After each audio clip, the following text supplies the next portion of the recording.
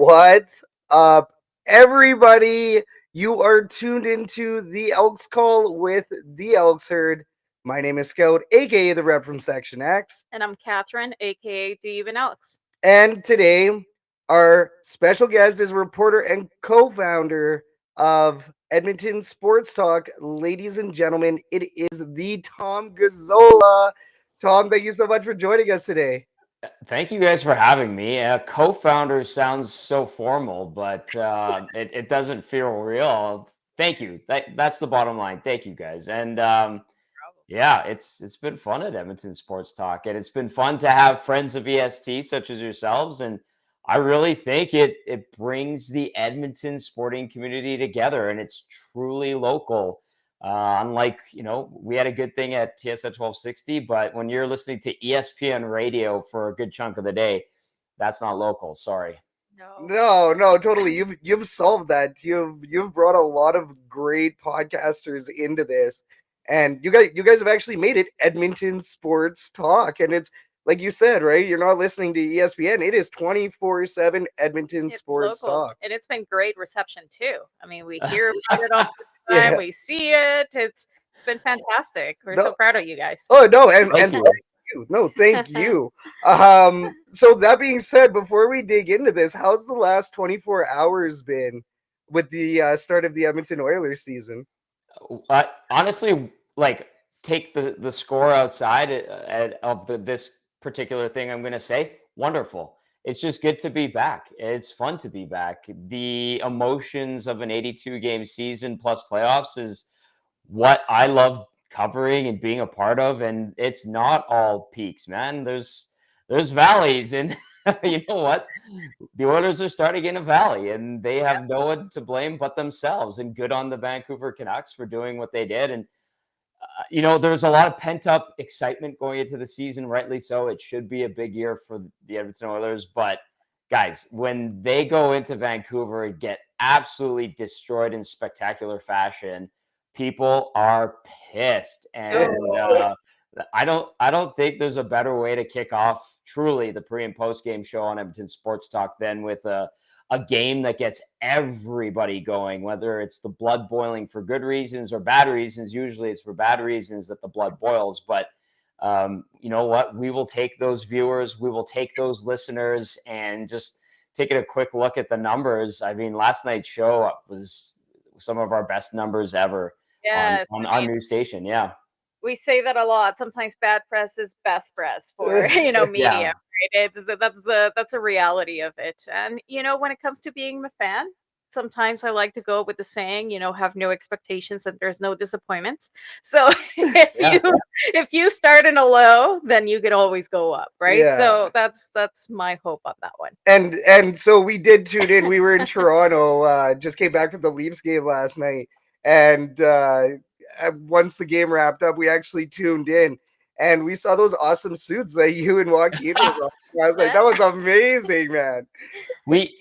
So like I always wear suits when I go to the games, the home games. It's just something that started with being strictly on traditional television, and then when I went to 1260, I still wore suits. I'm like, what? Why not? Like you're working the game, and I'm used to it, and I like it. It's good, especially a weekend game. It's a big night, and I feel like it kind of adds to that air of professionalism and the feeling of an aura of making it a big day. Now, I'm not going to pull a Gene Principe and wear a suit to a Tuesday practice with 3 days between games, but Gino always does that because he is a classy individual. But Joaquin last night, so I had my suit and tie ready to go for CTV Edmonton. I do a post-game recap with Matt Woodman on CTV Late Night, which I'm glad has continued. So I always wear a tie for that as well. You want to look good. My grandparents watched that news program since the day they got off the boat from Italy. So I feel like I owe it, as a kind of a debt of gratitude and to look professional there too. But Gager walks in about 10 minutes before we're about to go for pregame. And I'm just wearing like a white t-shirt. I was going to throw on my shirt and my blazer and just leave it at that. And he's wearing the leather coat with a tie. And I was like, well, if you're going to wear that, I have to put my tie on. So we just went with it. love it. Oh no, and I've heard the legends of the leather jacket, right? So Yeah. oh, absolutely hilarious. No, great to see you. Great to see you up there on that post game show and the pregame. Didn't quite catch that, but like you said, right, it was some of the best views that you guys have gotten yet. So congrats on a successful launch on the pre and post. Yeah, and that's just gonna get better now that the season has started. And like you say, there's how many? 82 games. Yeah. So Only a few left to go. Don't worry. So there's gonna be crying this year. There's gonna be yelling. There's gonna be elation, and I think by Saturday night at about 11 p.m., the city will be just fine. Yeah, no, exactly. I'm definitely not losing hope after one game, right? No.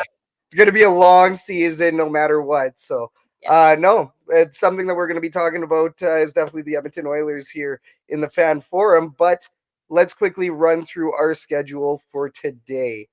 We have a very stacked show. First, we're going to do a quick recap on that Elks Argonauts game in Toronto. And then the transactions that have followed, and then some talk about the upcoming Elks versus Alouettes game. Got to beat the Larks. Following that, we're gonna open up our fan forum where we talk about hot topics surrounding Edmonton, the Elks, and the CFL. So be sure to blow up the herd chat with your questions and comments, as we will read them throughout the show. And then after that, we're gonna go do our Edmonton sports update, and then the more you didn't know with Tom Gazzola, so our interview. So very very excited for this show.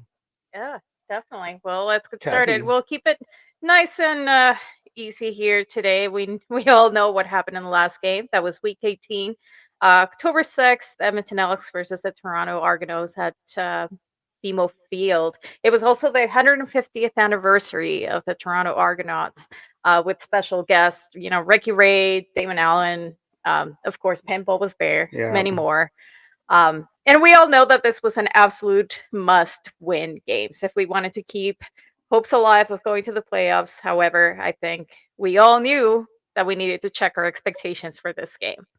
We also flew out to Toronto, as Scout said, the same morning to see the game in person, Yeah. which in itself was a fantastic experience. Tom, have you ever been to BMO before? I haven't. I actually really want to see it. It looks cool. I've been to the outside. It was called Rico Coliseum before, where the Marlies play, and I saw BMO because it's on the exhibition grounds, right? And I was like, this was like 2012, 2013, somewhere around there. And I was like, the Argos would look better there.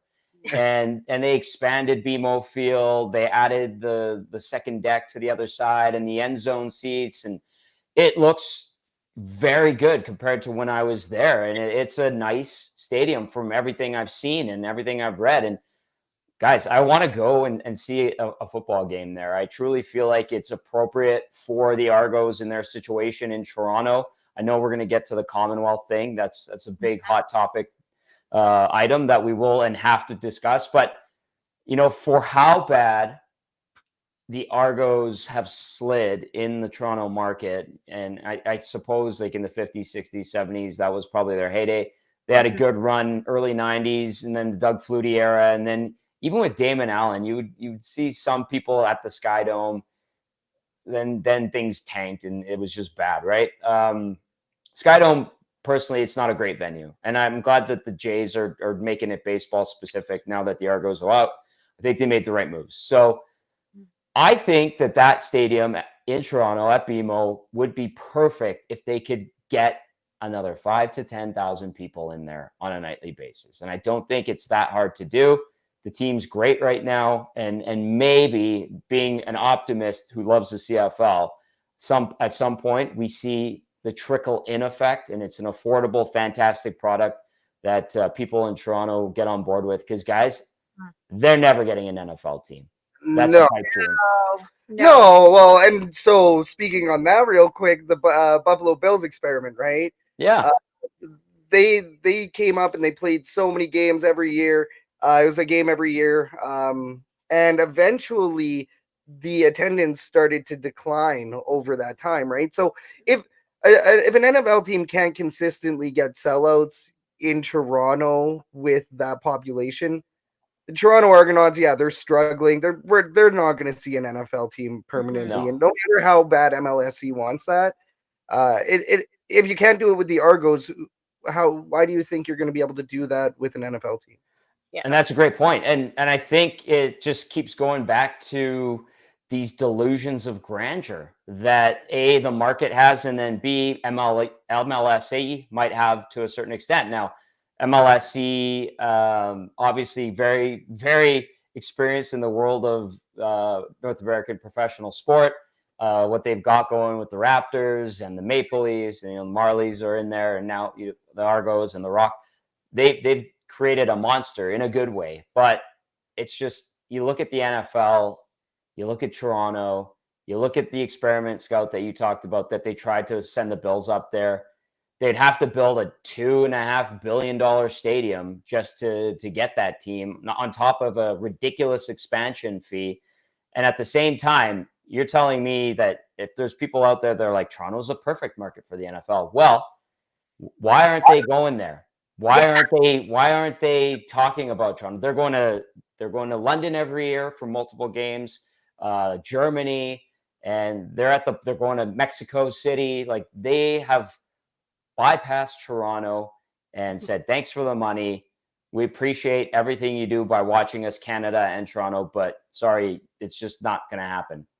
Well, and really the biggest attraction that you could possibly have as the Toronto Argonauts is your 150th celebration. Of course. So we barely saw, I mean, we did see some people, but there was a lot to be desired. Right? And I mean, you talk to people in a tailgate, which, by the way, thank you, everybody. If anybody's watching, they welcomed us with open arms, and it was an amazing time.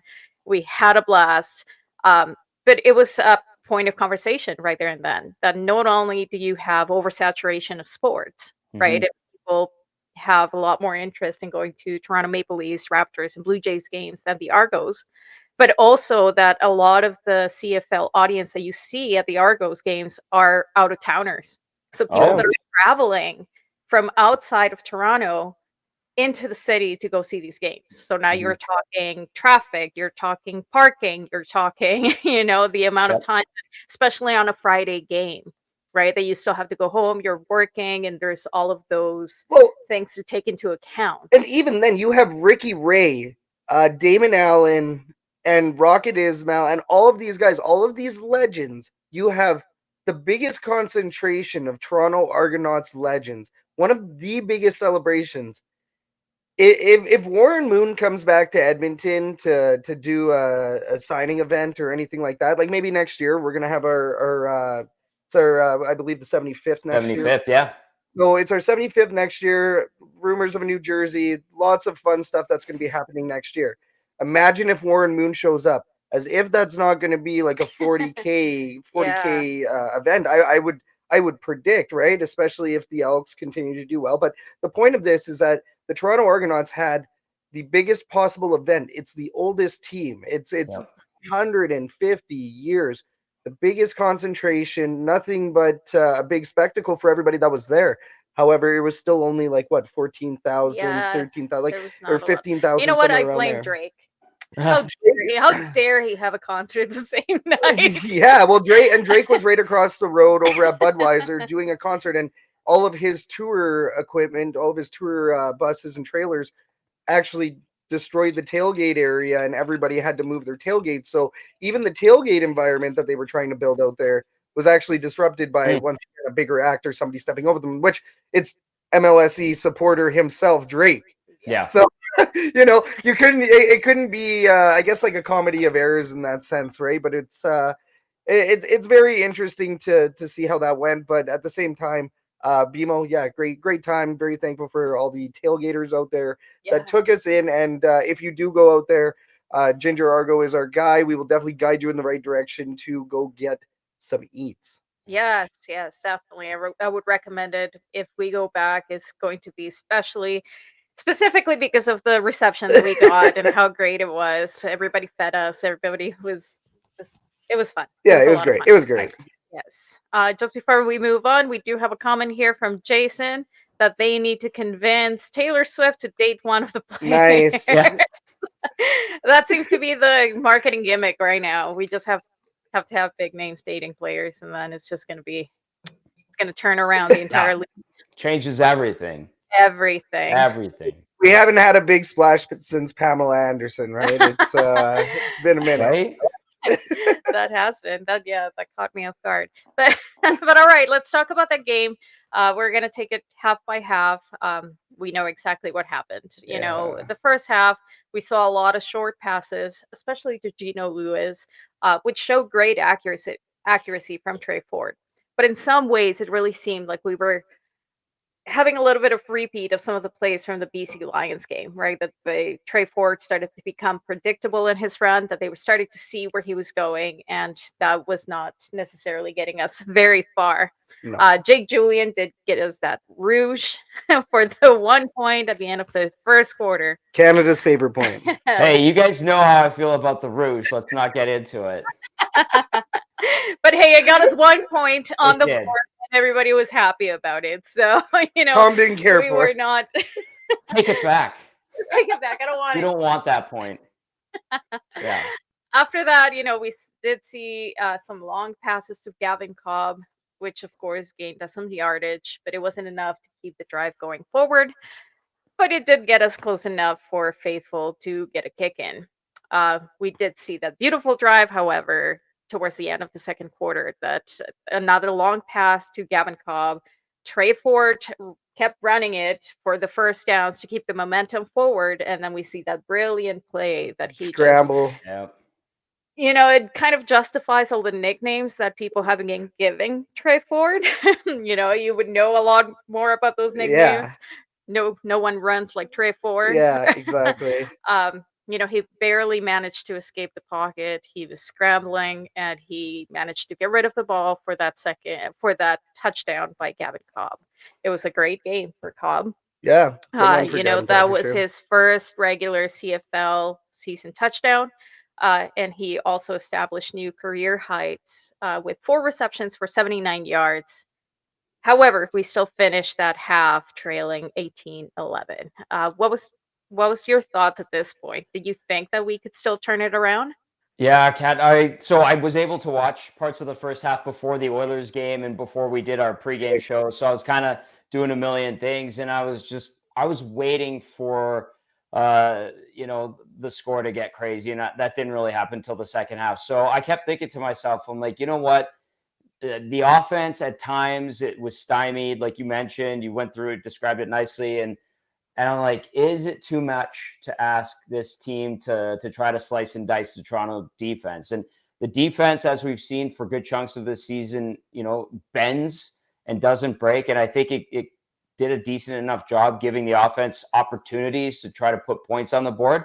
But like we outlined earlier, the rouge, when you're talking about a rouge and that single point, it's not enough. So, and then I followed up and watched the highlights, and I read the game synopsis and all that post-game recaps, and I was like, all right, in the second half, basically Toronto took over and put pedal to the metal, and the final result was a score that I fully expected. So I applaud the Elks and the offense and Trey Ford. Obviously, the play he made was ridiculous. Everybody was talking about it in the press box at Rogers Place because we were witnessing a boring preseason game against Seattle.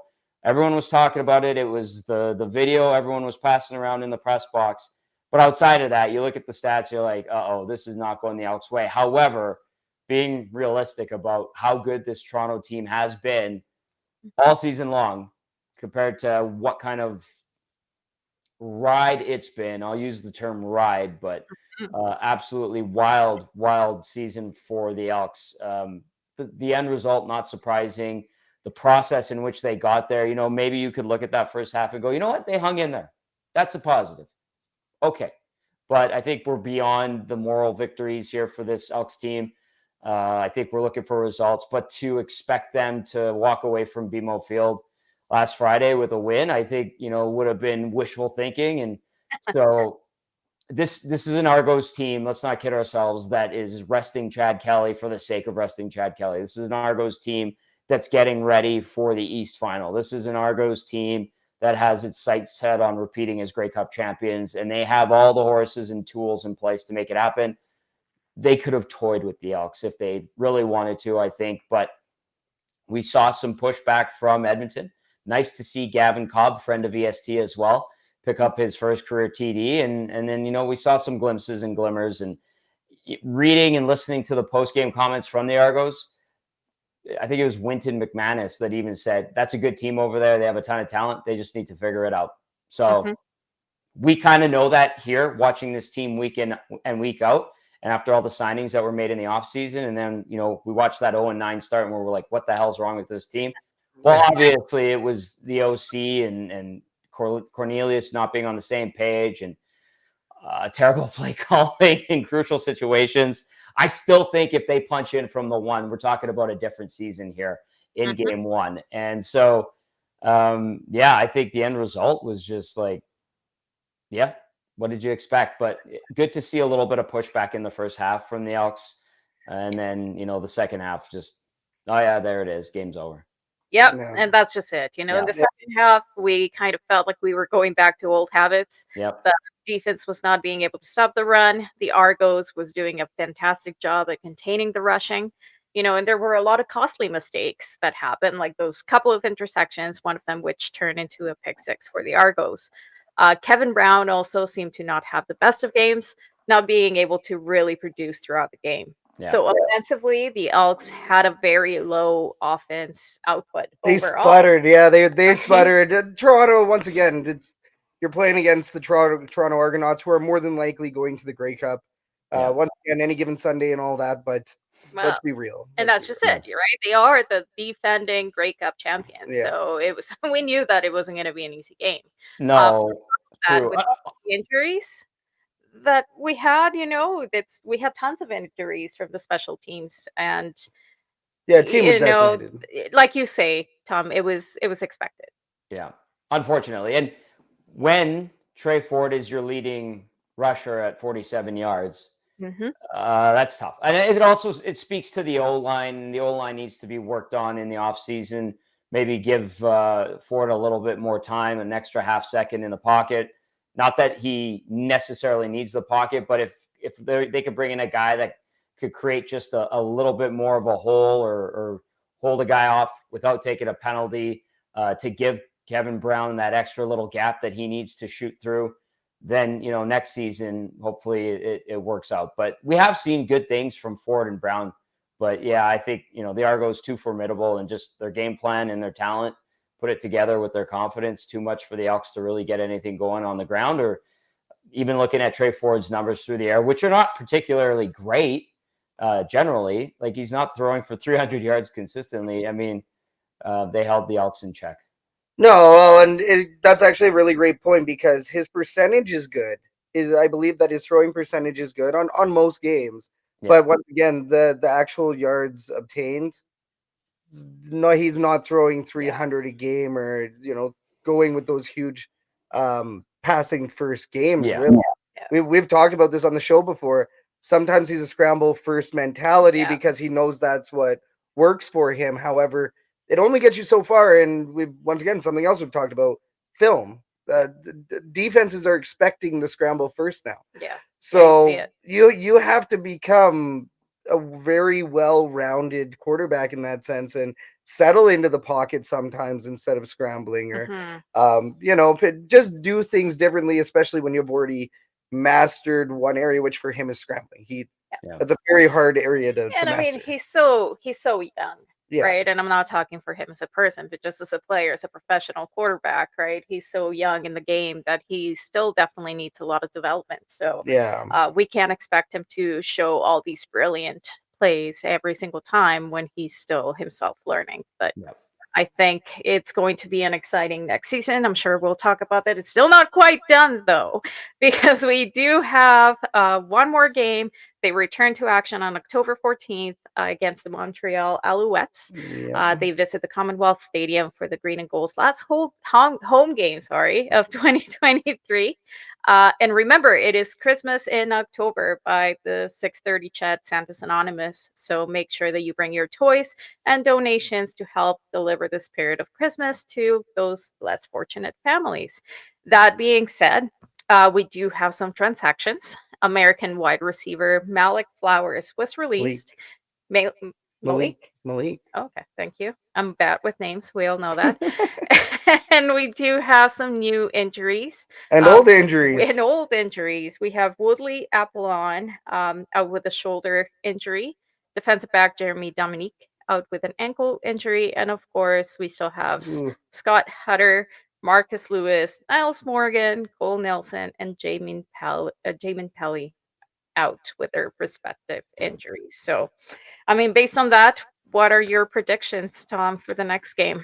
I really would love to see them beat the Alouettes and snap this winning streak that the Owls are putting together, because I think they're capable of it. And listen, I'm not taking anything away from Montreal and what it's been able to do with Jason Moss running the team this year, with Danny Machocha, deja vu. We're talking about all those great Argos that all I was thinking was those are old Elks. Like, and I was like, Darrell Mitchell, like Mookie was even there, and they had Hank Olisic. And I'm like, he's from Edmonton. He grew up in the shadows of Clark Stadium. And so they were listing off all the greats from the Argos, and I'm like, those are all Elks, man. Yeah. But yeah, I still think that a win in this last home game of the season to send everyone off into the off season in better spirits would be great. Now it's going to be a busy sporting day in Edmonton. You've got the Elks playing. You've got the U of A Golden Bears are in action at Foot Field.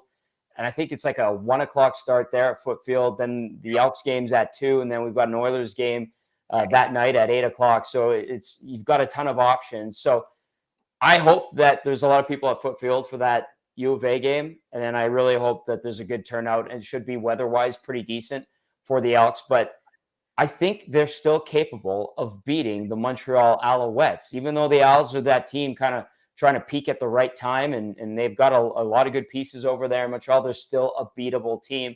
And I think for the confidence of Trey Ford, for the confidence of some of the young receivers, let's throw Gavin Cobb out there, get Manny Arso another reception to keep that streak alive. Yes, throw to Geno Lewis playing against his old team.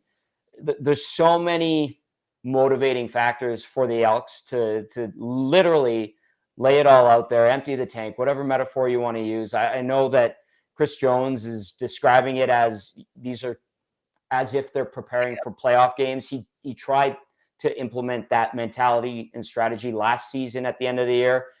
And they gave the Toronto Argonauts a run for their money until Cornelius got hurt right in front of me. By the way, monster hit by Henoc Muamba. And then, Trey Ford went in through the pick, and then the rest was history.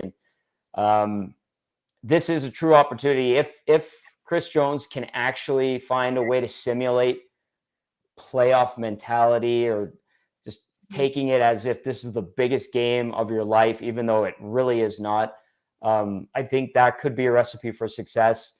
If Trey Ford has some wrinkles that the offense and Jarius Jackson can throw in there, maybe we see a little bit of razzle dazzle and some trick plays, because again, if the players are going to empty the tank, the coaches may as well too.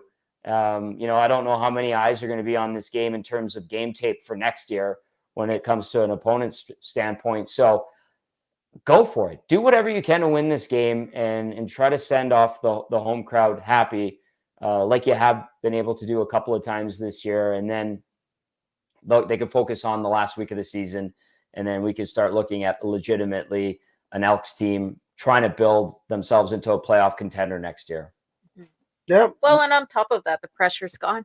Yeah. The pressure really is gone. They don't Yeah. really have to think about the competition too much. And now, well, like you say, if they can continue having that motivation as if there was a playoff game, then that's a completely different, conversation. But at the same time, they don't have that pressure behind them anymore. So now they can actually play for the love of the game and see. Kat, there is something to be said about playing loose in quote unquote garbage time at the end of a season for any type of team, whatever sport it is. We talk about it in hockey. We could talk about it in football. Like, you don't have that weight on your shoulders, and you can just go out there and play. But if they could put all of their energy and focus into this game and truly go out there and play with passion and heart as if it was a game that matters, it will go a long way. And I'll also add this: reestablish the run game too. I should have said that in my first diatribe, but try to reestablish the run game and give Kevin Brown the rock and Shannon Brooks, let them get some touches in and spread it out, be creative, all those good things. And I think that could lead to success in the Elks snapping the Alouettes 3-game winning streak. Beauty. No, and I agree. I do think that there is still technically a lot to play for. Jake Serezna, in one of his media avails, he actually had mentioned, guys are still fighting for jobs here. There's still looks for next year. There's still foundational pieces, of course, right? But by now they should have a core. They should have a decent core to build around. And like you said, O-line, a little bit more to be desired there. Yeah. There's a couple other places where they're going to need some improvements in the offseason. And of course, because of salary caps, they're probably going to lose a piece or two as well. So, it's going to be really interesting to see what sticks for next year, but we're immediately focusing on this Alouettes game, and I don't see why we can't win it. Jason Boss coming in, he's obviously going to be hungry, and like you said, Danny Machocha, those guys are always always going to want to win here in Edmonton in Commonwealth Stadium. Yep. Always a big game for them. So it's still going to be really meaningful. And that being said, Montreal and Edmonton are historically rivals in the CFL. So there's still quite a bit to play for. We are definitely cooking eggs that morning at the tailgate. And it's for a good cause too. So people should show up, and it'll still be fun regardless. Exactly. Before we go any further, the herd chat is blowing up. Thank you to all of our listeners, to wherever you listen to your podcasts, as well as our live viewers and anybody listening on Edmonton Sports Talk. Jason, 2 greatest words in the Canadian language. The Rouge. We do have Matt Soames here saying that Toronto, BC, and Winnipeg are in a league of their own. So the CFL season won't begin until the West Finals. And fair point. It is a fair point. What else do we have here? Open the game with an onside kick. Give us something to look for. Give us something to watch. Let's just make That'd it be a bit wild, yeah. right? So, and then somebody, I think from Blackfalds, they said hi from Blackfalds. Yes. So hello to UTI in Blackfalds. Thank you for viewing today. Awesome. Well, let's move on to our next segment. Alrighty, the fan forum. We are going to open up the fan forum. This is a segment where we talk about some hot topics surrounding the CFL and Edmonton sports, and our live listeners will get to chime in on each topic we discuss. Make sure you comment in the live chat after we ask a question, as we'll look at the chat and we will get you in there. Let's get right to it. Recently, our Twitter account, this is the big one. Recently, our Twitter account has broken news about the Edmonton Elks closing the upper bowl for the 2024 season in hopes of packing the lower bowl. They want to increase atmosphere. They want to fill the gaps. They also want to cut down on some maintenance costs and service costs and everything else up there in the upper bowl as well. And also prevent people from going from the top to the bottom. Of course, with their cheap ticket and going and sitting in those primo seats. What do you think of this change, and will it make a major difference on game day in 2024, Tom? Yeah, Scott, I think it will. Like, when everybody's sitting closer together, and it'll definitely make the atmosphere better, and the players will hear people better. And listen, being at those games these past 2 seasons, sitting in my seats, I've had season tickets for, I think, 17 years now. It's just like, man, it is not what it used to be. And this is going back even 5 years at the end of the Mike Riley era. Like, it's become sad and unfortunate. And we had heard rumblings that this could have been coming down at some point, and Rick LaLacheur, and they formally announced it, and you guys put it out there as well, which is huge. And so it's now official. They're trying to appease everybody. The season ticket base is nowhere near as big as it used to be. And I was reading the Three Down Nation boys did an article on how many season seat holders are actually being quote unquote displaced, where they're actually getting better seats, to be honest with you. Outside of those first few rows above the second deck there, those are pretty sweet seats when you're sitting right there and close to the 50-yard line, or 55, I should say. And I think overall it's about 1,700 season seat holders that account for 3,500 seats. In the grand scheme of things, it isn't a lot, but for the Elks, it's important. That's a good chunk of money that they can use operationally. I'm not going to lie, like even when Dave Jamieson was kind of whispering it to us a couple of months ago, and Iwanek kept saying, it's getting louder, it's getting louder, it's going to happen. We knew it was inevitable, and I'm still disappointed. As someone who grew up going to those games, still go to those games, cover the team still at certain points. I like seeing that building with 35,000 plus in there. And it wasn't long ago that 35,000 plus was kind of the norm. And yes, people disperse. Yes, they go to the north end zone. Yes, they sit in the Jackie Parker room or in the concourses and get together. People have their habits when they go to all these games. It's just like a hockey game as well. But you used to be able to see it. You used to, the bottom bowl would be more or less full. And then you would see like this crescendo in the top decks, and you'd be like, that's a pretty good crowd today. And of course, the north seats were always tarped off. And I know they have the 2 party zones there. But guys, I'm just personally disappointed that it's gotten to this point. Now, when you take yourself away from this and you look at the business and the health of the franchise, you understand. You need to make Commonwealth Stadium a destination again. And I think it is possible. I've seen a lot of kids coming to these games lately, and that is a grassroots thing. And that's a great initiative. And they put those kids on the field after games, win or lose. And you know what? Good on the players, because they go out there, even if they get absolutely destroyed in a game, and they sign autographs. They take pictures with the kids. That's where you create new fans, because that kid in 15, 20 years is going to be an adult, and they're going to want to go to the game because they had these great memories of when they were young, running on the field, meeting these giant human beings and taking pictures with them, maybe catching a pass from them. That's how you do it. And so they're planting the seeds now. The fruits of that labor that they're putting in probably won't be sown for a while, but it's good. I'll use this as an example. Derek Van Diest from NHL.com, formerly of Post Media, takes his nephew, who's 7 years old, to the games. I'll give him my tickets if I can't go, if I have to work or whatever. And now his nephew is asking about going to the Elks games. Nice. Those are good signs. And that's just one small example, but you need that. So it's going to be painful. It's already been a painful few years for this organization. But if you can start to see the incremental growth, and then if they open up the second deck for special key games, whatever they want to call them, good. And then eventually, maybe they get to the point where they are selling more season tickets and they need that extra space, and they open up the top deck. And I think that's, the best case scenario, but you got to start somewhere. And at least they're trying to kickstart this thing. And it sounds like, talking to, friends and people around the organization, there is positive energy in that building again.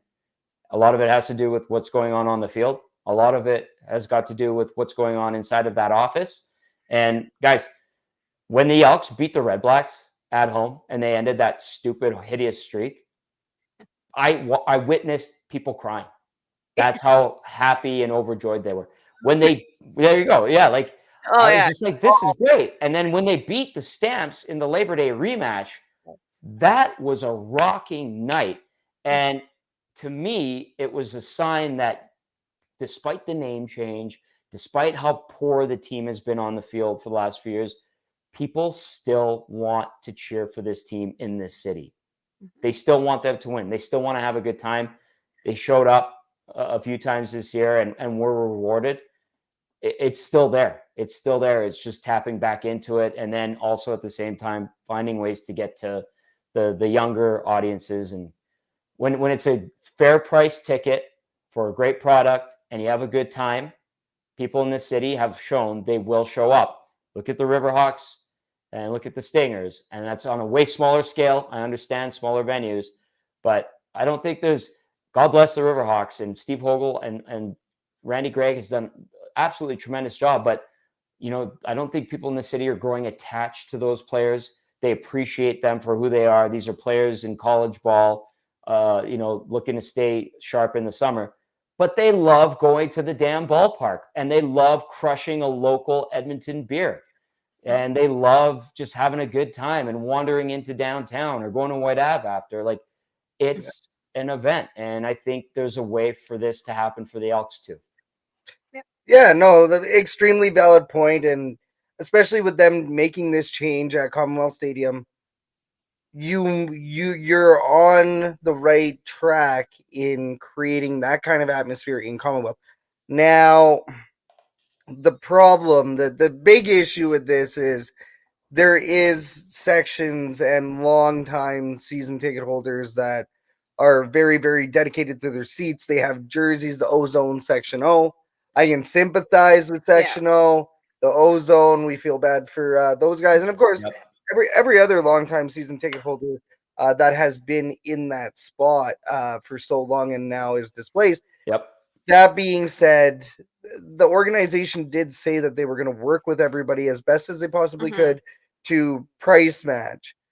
Yeah, they're not increasing the prices, right? They are people that have paid a certain amount for the prices for the seats that they currently have will be able to keep those same prices. And that's a great first step. Yes. Yeah. Yes. And I mean, I know that Commonwealth, the city, ourselves, they were the last ones to make this move. Right? Yeah. A lot of other stadiums have done the same thing just to bring the crowds together. And Exactly. Commonwealth, I believe you said that it was the last one to take that step and bring everybody down to the lower bowl to kind of increase that atmosphere, make it a lot louder. And that's one thing that you have noticed. I mean, I just recently started attending a lot of these games 3 years ago, so I don't know those times with the Mike Rileys. I don't know. I have never been to any of those games where everybody was just loud, and I got to experience that for the first time on our first home win this season. Yeah. And it was, even then at that point, there were still so many empty spaces around the entire stadium that you couldn't hear it, right? I mean, it was still loud, so loud. But when you're actually talking about the sport, and when you're yelling when the defense is on their defense is on the field to make sure that you're disrupting their play, the opposition's play, and if you have everybody so packed and screaming, that would just increase that atmosphere. Yeah. So I see the pros for sure. I see the cons. I just like I'll pop up here, Jason Arsenal's. Sorry about the names. I suck at names. It sucks that we have had our seats with a decent sized group for a number of years, and now we have tried to find a new place. So we had about 16 seats in our group, and on the rail at 50. So the rail, great seats. Once again, that's a large group of people that have been sitting together for years and years, and that's their family, that's their community, those are their friends, and now suddenly they have to find a new place to be and move all of that. So I do feel for that.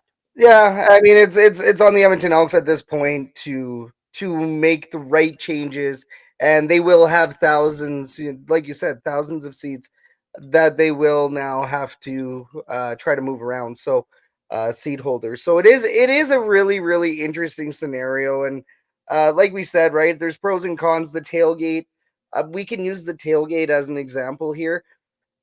When you're at the tailgate and there's a bunch of missing vehicles and it's all kind of patchy, it doesn't have the same vibe or atmosphere as, let's say, when it's a Labor Day game, or the chili cook-off was pretty packed in there as well.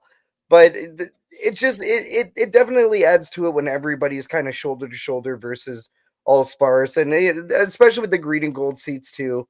It is very obvious with the yellow seats, especially at a home game. People try to wear their home gear. We do not have We have one yellow alternate, potentially 2 or 3 in the lifespan of the double E's. And I don't think we're going to see a yellow Elks jersey here for a while. So whenever somebody is missing in those yellow seats, it's extremely noticeable. Yeah. So, and 31,000 in the lower bowl as well. I mean, that's still 31,000. really big. I mean, even at BMO, we saw that field. We were like, "What is this tiny little thing that we're sitting compared to Commonwealth?" Yeah. So, It's yeah, bite size. It it is. is. Bite It it. is. Mm. It was really, really interesting. And even then, they had the upper bowl, their upper Yeah, upper that was cool grandstand stuff. shut Yep. down there at Mhm. BMO, right? So this Yep. is a practice that has been happening in the CFL for a hot minute now, and it's still happening in even Toronto. Yeah. BC, they're starting to finally open up their upper bowl after years of 12K attendances. Yeah. And I know that we like to complain about losing things here, and that's because we've been losing things as a fan base for a hot minute now. So of course, right, we have every right to shake our fists at everybody. But BC, you take a look at BC and the fact that they've put up with 12K. I think it got as bad as like 10 to 8K, I want to say, in the really rough years down at BC Place for their attendance.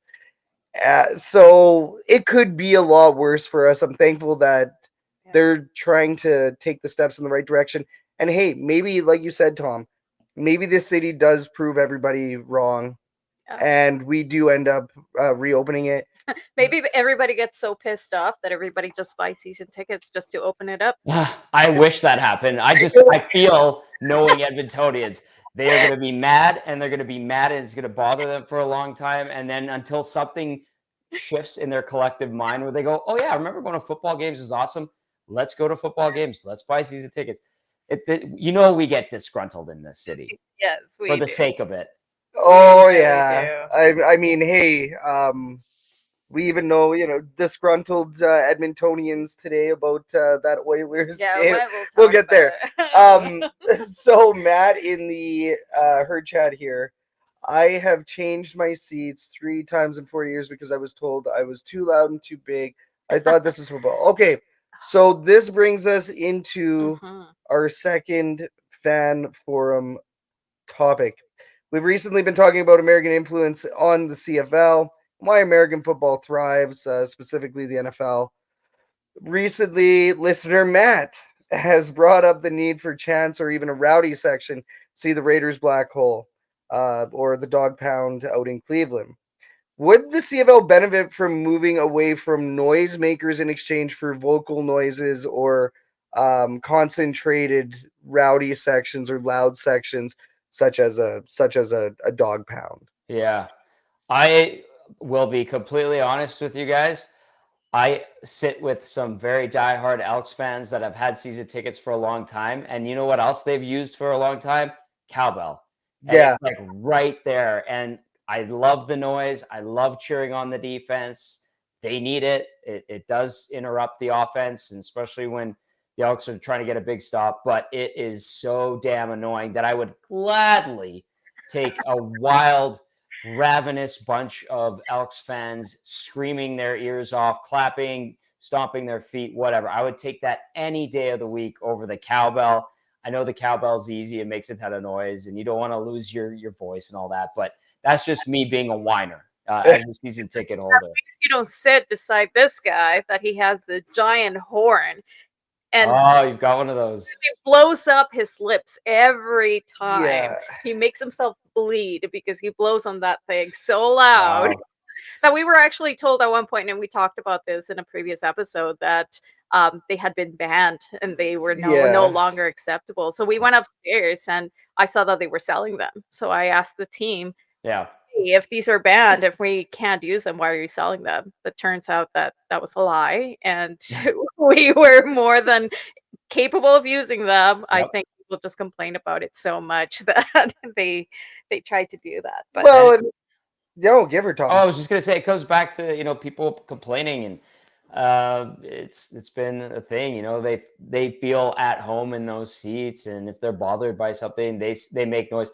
But if say you wanted to have a supporter section, an Elks dog pound, if you will, or herd gang, whatever, and you have it in a couple of sections, yeah, sell that thing out. Let them be noisy. Let them be wherever, by one of the end zones or by the visiting team gate where they come out on the southeast side of the building. Great. Get in there, girls. Give yourselves a home field advantage. Yeah. You've got the space. You're trying to get it as full as possible. Create a supporters section. Have chants. Phenomenal. Like, take bits of European football and take bits of the NFL and take bits of European hockey and incorporate it in. Why not make it uniquely CFL, make it uniquely, Commonwealth Stadium. Do it, but do it. And if there's somebody out there that has to spearhead making this a thing with the Elks, I'm sure at this point the Elks are listening to everything and anything that they can to get more butts in those seats and to make it a very good experience. And if it needs to be, the rowdy pack in the one corner, I feel like there'd be a few thousand people that, if they enjoy themselves and think that's a good idea and do it, would stick to it. Well, and that's very interesting, because even as I'm sure you know, Tom, Voyageur for Team Canada, right? Yeah. For soccer, well, football.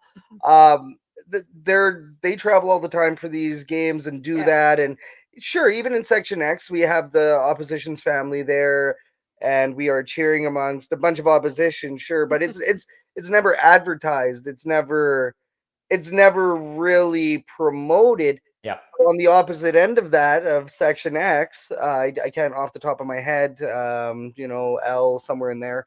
But directly across, if you had, once again, a rowdy section, such as, the herd gang or whatever you want to call it. Yeah. And college. So the Edmonton Elks, as once again, they've recently just did this college promotion, the Campus Clash. Yes. And they got an extra 3,000 college kids in there. Get the college kids in the rowdy section too. Well, and now if they bring everybody to the lower bowl, and the lower bowl is packed, and now you have the opportunity to start chants and actually carries throughout the entire stadium. How fun would that be? It'd be much better. Well, and for the CFL, right? Mimicking Le Voyageur, what they do for Team Canada. It seems like a no-brainer to me, and maybe that is, a little bit of spark that enhances the rest of the bowl. You kind of get more people. They could start the wave over there in appropriate times, only in appropriate times. But and you need something, because when we were there at the Argos game, that stadium is a tin box, right? Yeah. Everything is built in aluminum or whatever material is, and everybody just steel box, the steel box, and when the defense is on the field, everybody's stomping their feet and the whole place just shakes, and it's so loud. And the benches, so they basically are like tin. Yes, no, that's exactly what you're saying. They slam with their feet and stomp away, and I'm sitting there trying to get a quick picture with Pinball, and I can tell that the Argonauts are on defense, because the whole place is going crazy. So good for them for doing that, right? Like, but even then, that's kind of something that is collective too, Yeah. right? Because everybody can be part of it. The thing about noisemakers is that we will have the Toms everywhere. We will have the Scouts everywhere. That one is, finding it a little bit more obnoxious, whereas the other one is trying to make as much noise as possible. Yep. So if we find that common ground that everybody can be involved in noisemaking, but something that everybody wants, then I guarantee you that you would be more involved in the chanting than the blow horning. Yeah, if everybody else was doing it with you. Yeah, totally. Right? So, no, that's a very, very valid point. I mean, we've gotten so many complaints over the years, and the Montreal games. I'm sure Montreal, their home games, their horn, air horn, Buddy just blasting it, right? People have even outed him, and he's not stopping. He's not stopping. Soon. This is his thing. So the CFL would kind of have to go that direction in banning all noisemakers. The cowbell, it is a CFL noise, so I do not see the cowbell. I know. I just needed to vent about it, so thank you. Now we all know. Hey, That's what I we're. need somebody to listen to me for once. I'm good. Now you have the platform to do Yeah, it. I'm good now. It's off my chest. I've been heard. Now, when I go to the game on Saturday, it's going to be right in my ear from all sides, like right in my ears. We'll have you on every year so you can air your Elks grievances. Perfect. Yeah, I love it. How much time do we have? Oh, beautiful. Matt will come sit with you any day, Tom. There you go. Nice. Yeah. And they will, make sure that they have their cowbells with them. Yeah, Right in my ear. Jason said here, make it a college section or something with cheaper tickets, extra beer runners, and let it go buck wild. Yeah, that's it. It sounds like a really good idea. I don't mind that idea. You have your not hole corner, and then you have your a hole. You're not. Yeah. That's really good. Section A. So, Canada versus that stadium was rocking. Oh yeah, Matt here's he was at BMO for the Canada versus Jamaica game. I bet. So that would have been a good one. Yeah. And the in-game could improve to prompt noise and chants as well. There was a few times they called for noise when the Elks were in offense. I know I talked about that, and everybody was like, "What's going on?" Shut up. Not the fun. I used to say it too. Like when people would make noise, like at the end of the game, and the Elks are like marching in the red zone, and people, yeah, let's go. I remember one time I was just like, shut up. Stop saying stuff. Be quiet. Yeah, I think that's more of a staff issue, probably just somebody that probably didn't understand when the prompts needed to go out. We also used to have a quiet please prompt up there. Yes. And I don't remember seeing that recently. No, I haven't seen that. No, well, it's been pretty quiet in that building. Let's not kid ourselves. They've had that one tucked away for a while. Yeah, they got to dust it off. All right, so the last fan forum topic here, Tom, it's about the Edmonton Oilers. Go figure. Okay. The Edmonton Oilers are heading into the season as Stanley Cup contenders. Favorites at that. Favorites. They have been favorited. Favorites, right? I have not checked the money puck today. Not today, though. While gone down a bit. just a little. Just a bit. So they ended up losing that season opener the season opener last night in Vancouver. The team still has a lot of promise though, and fans have massive expectations, including this one here. So Tom, I know that we've heard you talk about it a little bit on Edmonton Sports Talk, but what do you think a realistic expectation is for fans for this 23-24 season? Yeah, I think they should expect the Oilers to get to the third round. I think that's very reasonable. If they don't, that's a disappointment. This team has learned all the lessons it's needed to. I think it's beyond needing to lose in the Stanley Cup final. I think they have a good grasp of what it takes because they lost to the last two Stanley Cup champions. There's your lesson. You got two of them back-to-back years.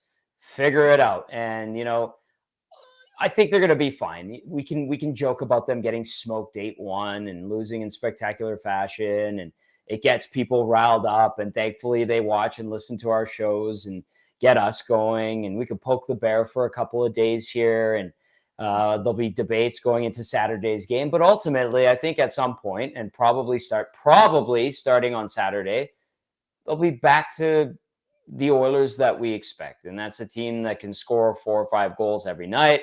The power play doesn't try to pass the puck into the net.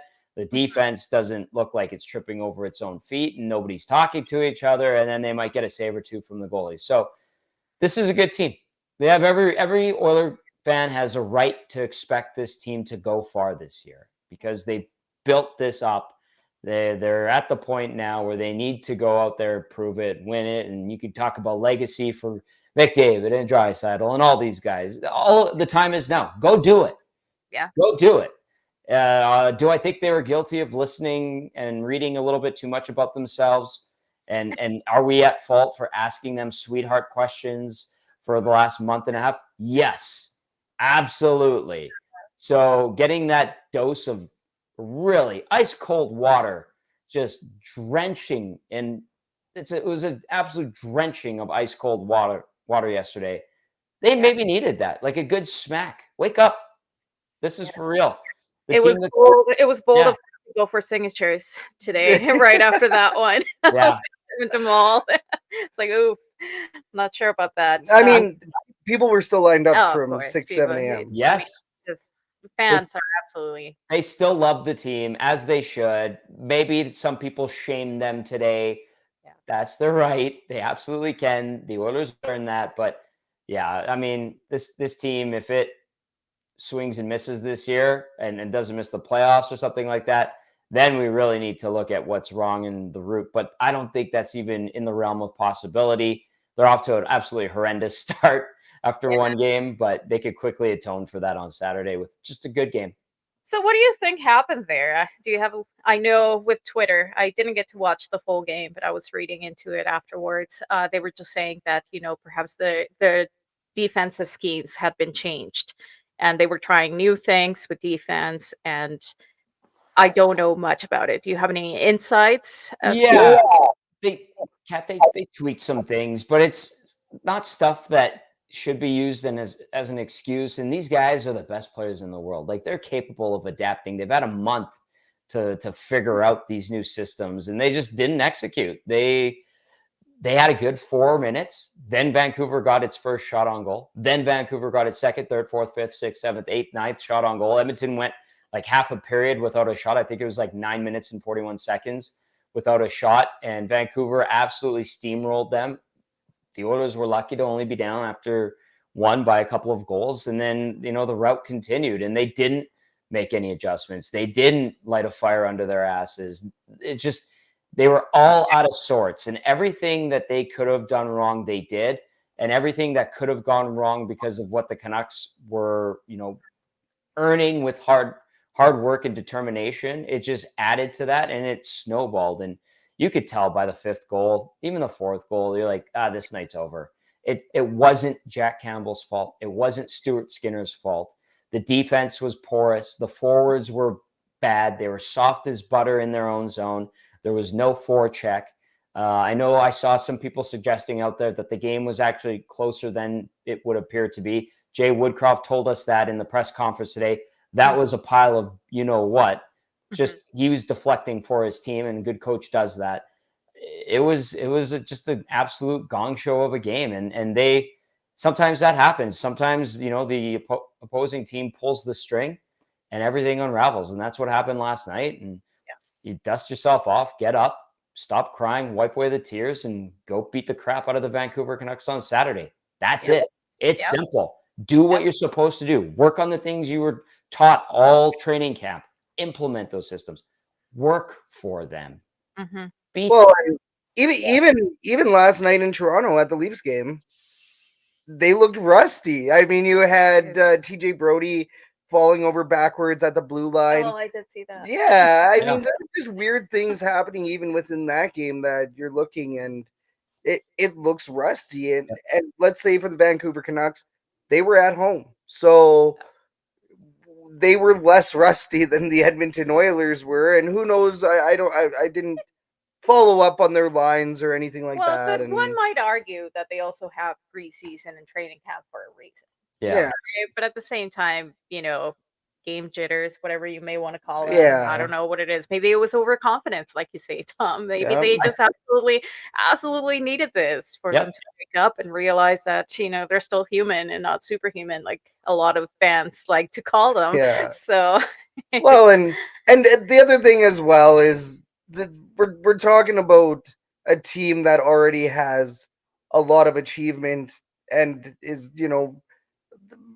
barely touched. They've barely been modified from last year. You still have your major key players. You still have a great core. They still have 90% of that team intact. Yep. A couple of new additions, right? So the Edmonton Oilers, to believe that this team is going to be bad this year, you got to be crazy. I mean, it's going to take a lot of freak injuries and a lot of freak things in something. order for this team to miss the playoffs. And like you mentioned it earlier in the episode, Tom, right? It's Yep. the expectation is definitely there for at least third round, and I think that's extremely fair. Yep. In the herd chat here, We do have Jason. Vancouver looked like they game planned and prepped to play the Oilers all training camp. The Oilers, went into that game as if it was Tuesday in December. Yep. Yeah, Well said, Jason. I agree wholeheartedly. Like there was this nonchalantness to their game, and Vancouver worked for everything, and they were ready, they were hungry, and they mopped the floor with the Oilers. yeah, and It's still early. That was just one game. We still have 81 more games to go. So yeah, Plus playoffs. yeah, plus playoffs. So it's still way too early to see. It was really good for them to get this kick in the butt, I think, really early in the season, Yep. so that they don't let their guard down and actually start working for it. Yep. So I'm excited to see Saturday's game, and I'm sure it'll be a win. yeah, definitely hoping so. And we're gonna tell you about that in the Edmonton Sports Update.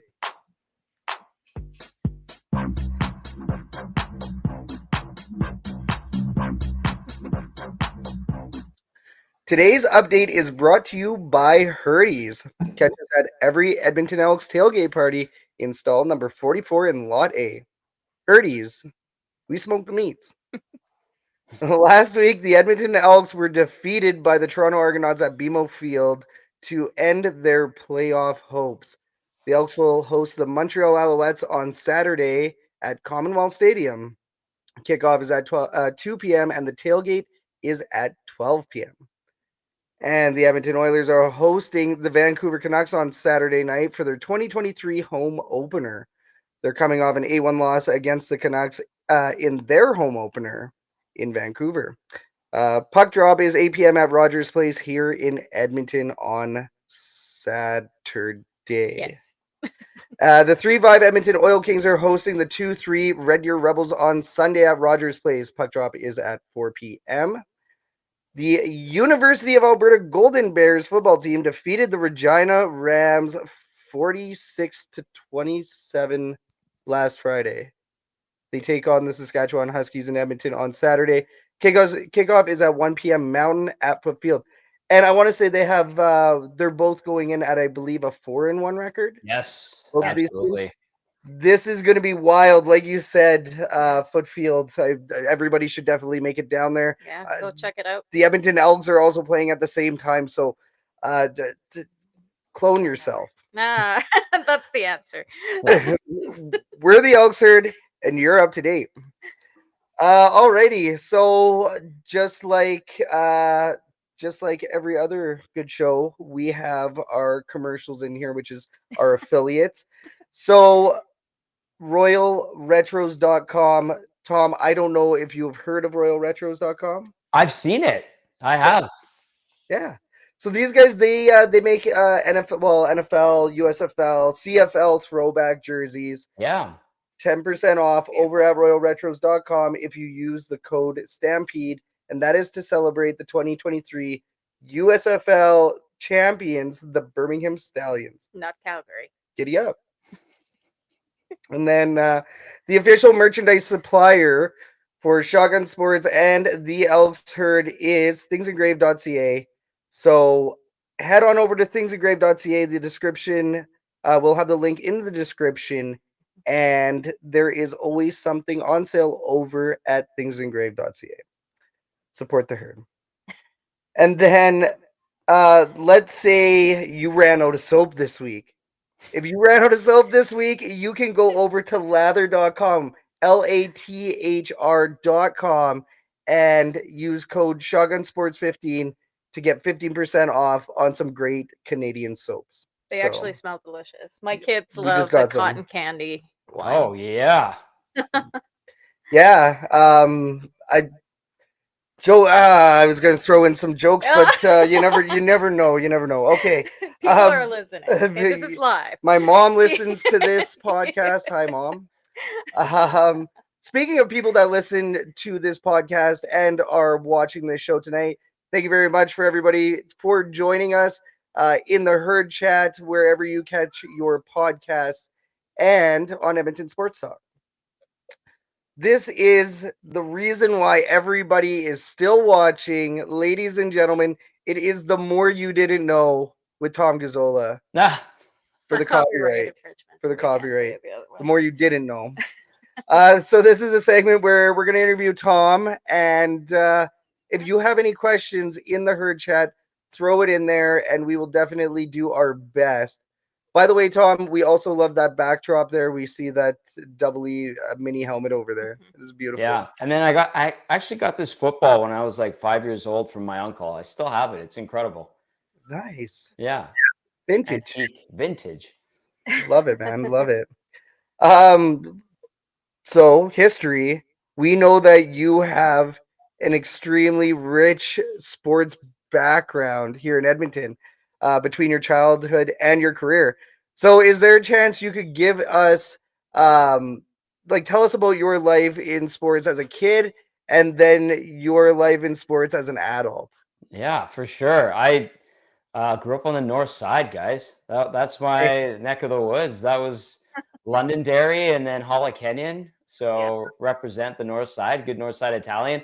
Actually, the Italian church, Santa Maria Gredi, right outside of Commonwealth Stadium, is where I had to go every Sunday. So I would show up in the parking lot for church on Sundays, and I would just stare at Commonwealth and look at my dad. I'm like, why can't we just go there instead? How about that becomes our church? Yeah, like that seems way better, Dad. Come on. And so that's actually where the love of the CFL came from, and going to Esks games at that time. But yeah, I just played hockey growing up as a kid, and went to move to Lloydminster to try to play junior A there. And I told my dad I didn't want to play there, and came back, played junior B for 4 glorious years. And when that was over, my parents were like, you need to get an education or we're going to start charging you rent, and try to go to do some psychology. My dad was worked for Children's Social Services for the province for 40 years.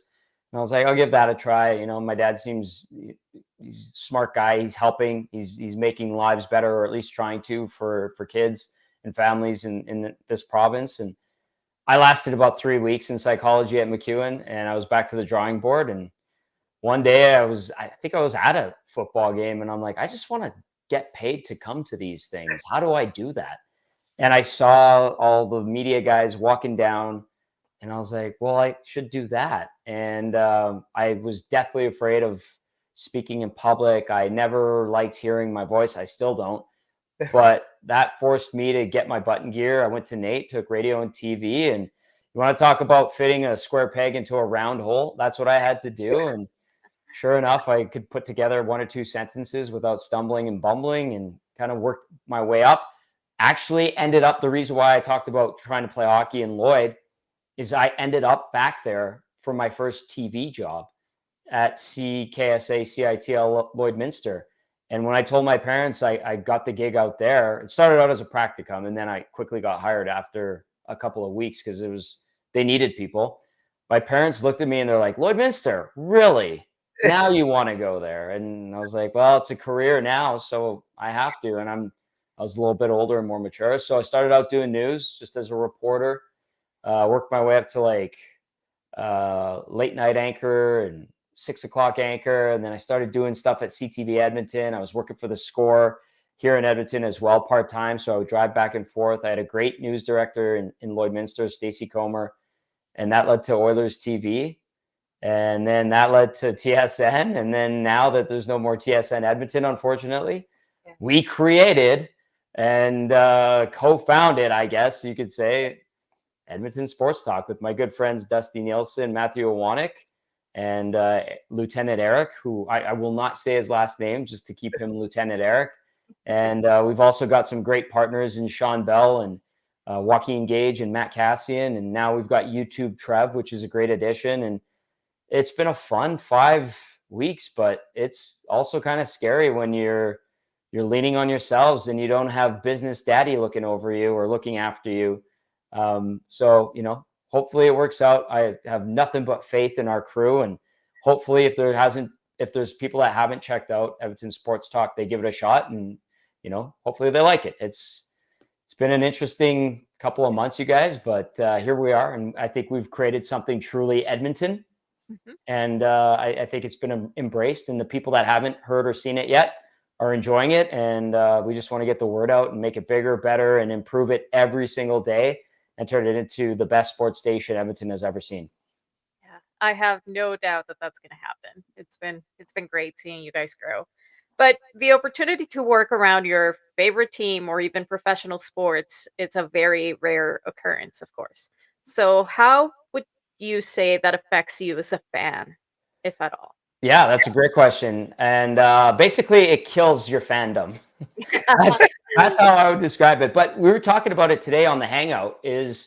Um, we have YouTube Trev. I'll use him as an example. He's a 24-year-old kid. He's an adult now, but he's a diehard Oilers fan, right? And he lives and breathes Edmonton Oilers, orange and blue. Those are his colors. And Joaquin Gage, myself, and Awanik, we're sitting in our common area. Scout, you've seen it in our studios. You got to come check it out now. It keeps getting better and better and better. And Joaquin and I were laughing. Joaquin played for the damn team. I've covered them for 17 seasons, and I worked for them for 8.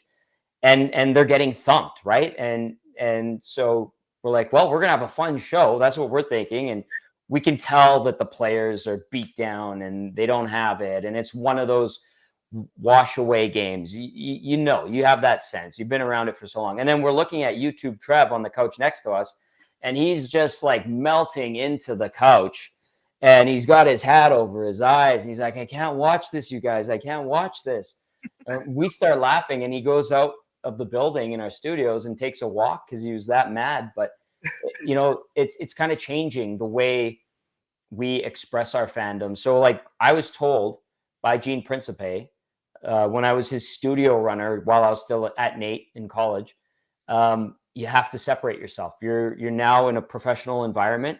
You can't act as a fan. That is not right. That's not how we do it. That is not the etiquette. And I took that to heart. And I'm like, well, if I want to do this and make it a career, then I have to implement that into my way of being around the Edmonton Oilers. And it was hard at first because the year or two prior, they had gone to the Stanley Cup final. I'm like, wow, there's Hemsky, there's Horkoff, there's Dwayne Rollison. These were heroes of the city. And now I'm in the locker room doing interviews, shaking, holding a microphone as a 21-year-old kid. And then you have to stop, collect yourself, and be professional. So it takes time and you get used to it. But I've maintained that. But now when I started covering the Elks, I was already a season ticket holder. I didn't tell people that. I would go in, I would be professional, and I would put the fandom away. But then when it was game time, if I wasn't working the game, I was wearing a Warren Moon jersey or I had a Elks hat on. And so I got to the Oilers and I started doing Oilers TV, and that allowed me to become a full-on Elks fan again.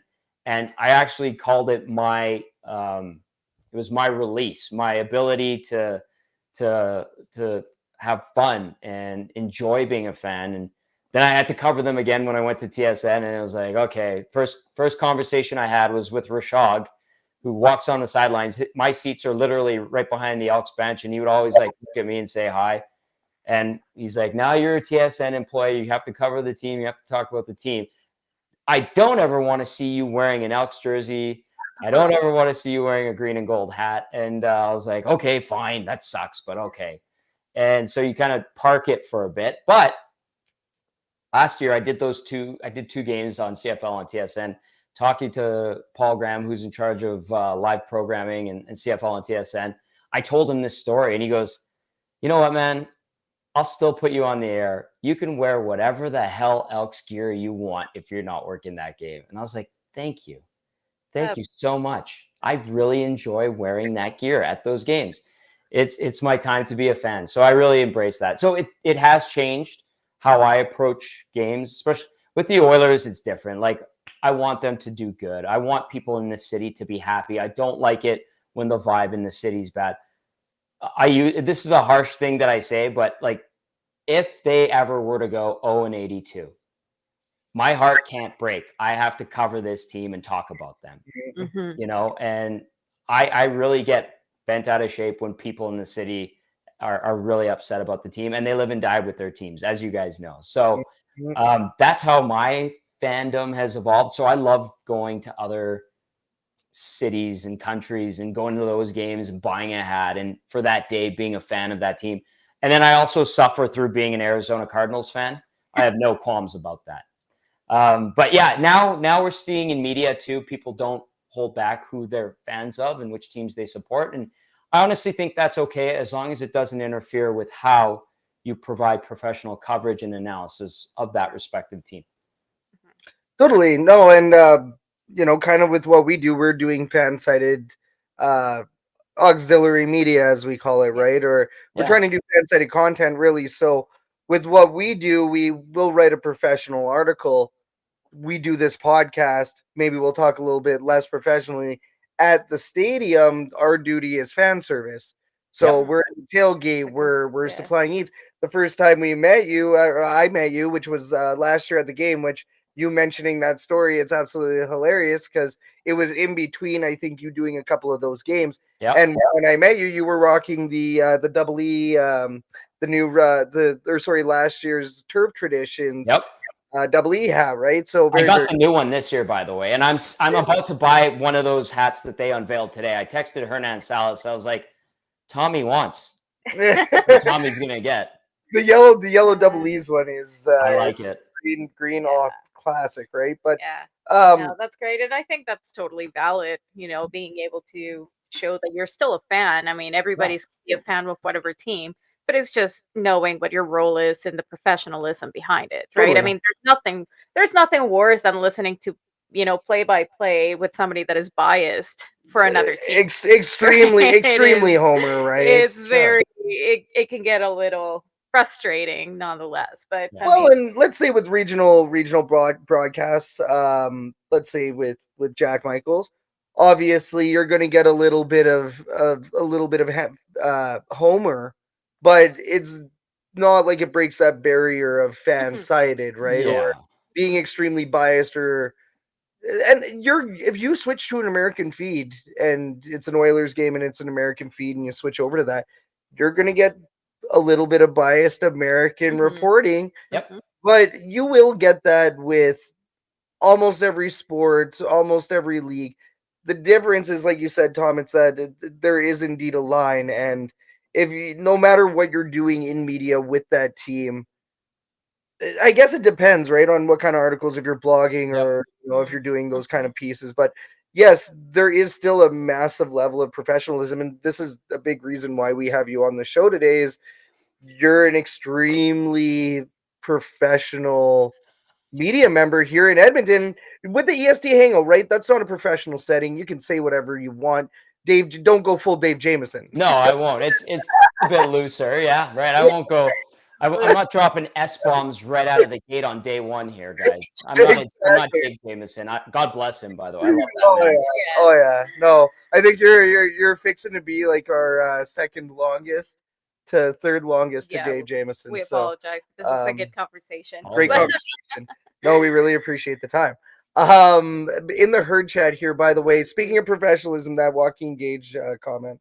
Oh, So Joaquin Gage, they were talking about if you need to get some hot dogs, he's here's definitely Yes. Worst yes, where's Gage will keep you guys fed in Commonwealth. yeah, that hot was dogs, Jason. So that's for sure. And Yeah. then Can I Yeah. say something about Gager? Because he works the concession for his daughter's dancing, and he's very passionate in everything he does. So he's worked his way up the concession food chain, for a lack of a better term. And so if you get Joaquin and he's working the concession that you're going to in whatever section, because they move him around Commonwealth, you're lucky because he puts time, care, and effort to make sure that damn hot dog and burger is the best one you can have in that building. We have it right here. I hear he is very professional. It takes his wiener game serious. No time for autographs when he's in the zone. So, oh, that's amazing. We do have a question for you from Matt. What was the best sport event you attended to date? Oh, wow. I have a couple. Grey Cups were so cool. That you want to talk about like people embracing the game, seeing Commonwealth Stadium full? Love it. Love it. Absolutely love Grey Cup. I look forward to the next one here. Watching the IndyCar race from Graham Rahal's pit was awesome. That was a great experience. And then the World Championships, Hockey World Championships in Helsinki, Finland. That was cool. I remember the gold medal game. We had to. There's so much media from around the world that everybody was put into a section with just like tables instead of like an actual press box. And the Russian reporters were behind us and all their media, and they're smoking cigarettes and doing all the chant. You want to talk about not like bad etiquette for media? They're smoking cigarettes. They're Russia. And my videographer at the time looked, and she was like, "Oh my God," and like snarled at them and walked away. And she's like, "I can't sit with these idiots behind me." And I was like, "I understand. I don't like them, but I'm going to experience all of this." And I believe Russia lost that game. So it was kind of like, oh, okay, good. It's fine. That was cool. Those were the ones. And then I went to an OU versus Notre Dame game, NCAA. Nice. 86,000 people in Norman, Oklahoma on a college football Saturday. I met Barry Switzer. They're shooting a documentary, and he's walking through, and they're like, "You want to meet the coach?" I'm like, "Which coach?" "Oh, there's Barry Switzer. Hey, coach. Hey, thanks for coming out. Really appreciate you supporting OU." And I was like, "Yeah, go Sooners." Yeah. And it was Monte Teo was on Notre Dame, and it was just as things were getting weird, and it was right before everything exploded. So that was a neat experience too. We saw the documentary. Yeah. Unreal. Yep. Great on, man. That's wild. From that game, I was like, I was at that game. Nice. So I guess that leads us into outside the Edmonton Oilers. What are your favorite teams? Who do you cheer for? Long-suffering Cardinals fan, like legit for the last 16, 17 years. I heard that pain in that voice. Yeah, it's, you know what? I get a taste of reality every Sunday when I watch them. Go Joshua Dobbs, I guess. In hockey, you know, I'm stuck at the hip with the Oilers, and like there's Nuge's gloves that I got when I worked for the team. But I don't really cheer for a hockey team per se anymore. I always, you know what? I root for the Oil Kings because I have a lot of friends that work for them, and I've had a lot of great experiences. I got to cover them in their championship runs before this last one. And some of the kids that were on that team, I'm friends with them to this day. And I really appreciate that. So I want to see the Oil Kings have success, and I don't really cover them that much. We talk about them a little bit on EST. We should talk about them more, to be honest with you. And that's something that I should note down. And then baseball, I don't care about the Blue Jays. Like I'll watch them, but I don't actively cheer for them. I don't have a Blue Jays hat. If anything, I might watch the Cardinal or the Diamondbacks and be like, oh, okay, they're doing all right. I just love baseball, and I'll watch any game and I'll be like, what's going on? Okay, keeping tabs on this team, but no deep passion for a baseball team. And basketball, same thing. Just I'll watch whatever's going on. What's going on? Which team's making noise right now? Which superstar is doing something stupid? Okay, I have to watch this game. Which super team is it now? Yeah, exactly. Like it's like What you need is a hat that says "Yay Sports." Yeah. Go team. Yeah. Yeah. I just hope everybody has a good time. Exactly. Yeah. Oh, that's good. Awesome. So before we let you go, where can we find you? Give us all your tags. EST, let's start there. We got to get this baby up and running and grow it and expand it and get as many eyes and ears on it as possible. So let's start with EST. Elks Herd, a big part of the family, friends of EST, which is important. And then just follow me at Tom Gazzola. I'll give you updates on the Oilers. I try not to do the same tweet as everybody else. Like today, I did tweet that Dylan Holloway should be ready to play by Saturday. As I noticed, Bob and Gene and Reed and Ryan put out, and I was like, I thought I beat them to it by a fraction of a second, but I did not. And then Tom Gazzola _ on Instagram. And then, you know what? We need to build up the EST TikTok. I have TikTok too, but I don't do anything on there. Do the dances, Tom. Do the dance. I refuse. EST team dance off. TikTok dance off. Everybody I will let my old age shine bright and never do one of those dances. That's fair. No, We good do for you, have. good What for is you. the best place to stream EST?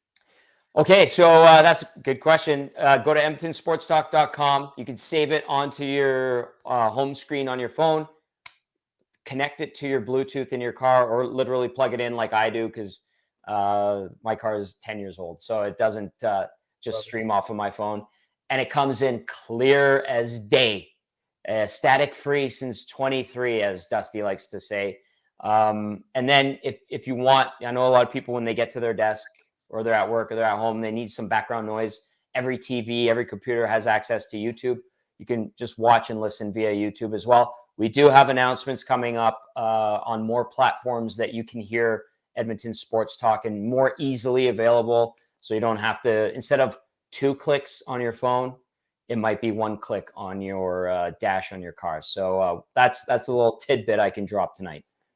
The leak. Awesome. You've leaked an EST It's a little leak. goodie on here today. Little Thank nugget, little what do they call them in video games? Easter egg, yeah. Easter A egg, little yes. Easter egg. It is an Easter egg. Fantastic. No, and I mean, you are known as the uniform watch guy here for the Yes. Edmonton Oilers. So, I mean, you were on the Edmonton Mercury's redo the Heritage Classic jersey. So, we were keeping an eye on that. We have applied for our NHL media credentials to get down Very cool. there for media day. So, hoping to see you down there. If not, we'll still be there. Oh, we will be Excellent. section X2.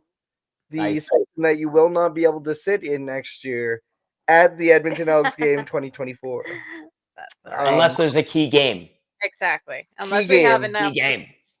Remember, if we have enough key games in a row, you just might reopen those upper bowls. Yeah. But you know what? We're going to Exactly. start a campaign next year.